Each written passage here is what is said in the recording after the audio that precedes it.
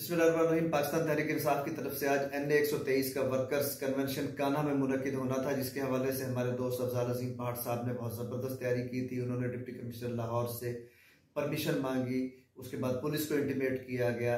इस हवाले से सारे ज़ाब्ते की कार्रवाई करके और ये कन्वेंशन होना था, लेकिन रात को उनके घर का दरवाज़ा तोड़ा पुलिस ने, उनके घर रेड किया, खवातीन से बदतमीजी की।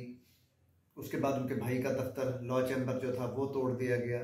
उसके बाद सुबह उनके अपने ऑफिस से कुछ 60 से ज्यादा लोगों को, जिनमें उनका बेटा भी शामिल था, अरेस्ट कर लिया गया। वर्कर्स कन्वेंशन जहां पे होना था वहां पे कुर्सियां पुलिस ने इकट्ठी करके एक तरफ फेंक दी, फ्लैक्स फाड़ दिए, स्टेज नहीं लगने दिया, और मीडिया के जो लोग कवरेज के लिए वहां पे आए उनको मारा गया, उनको पकड़ा गया। अभी तक मीडिया के कई लोग पुलिस की गैर कानूनी हिरासत में हैं। हमारे वर्कर्स भी अभी पुलिस की गैर कानूनी हिरासत में हैं। और ये उस पुलिस ने किया है जो कल एक रिनाउंड मुजरिम को, आदि चोर को प्रोटेक्शन दे के और जलसागाह तक लेके गई थी। ये दोहरा म्यार पाकिस्तान में कब तक चलेगा, ये एक सवालिया निशान है।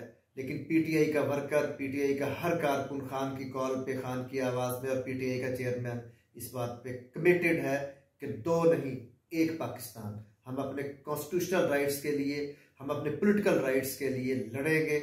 हम इस बात को अधूरी नहीं छोड़ेंगे। जिन लोगों ने आज ये गुंडागर्दी की है उनके खिलाफ कानूनी कार्रवाई की जाएगी। हमारे हौसले बुलंद हैं।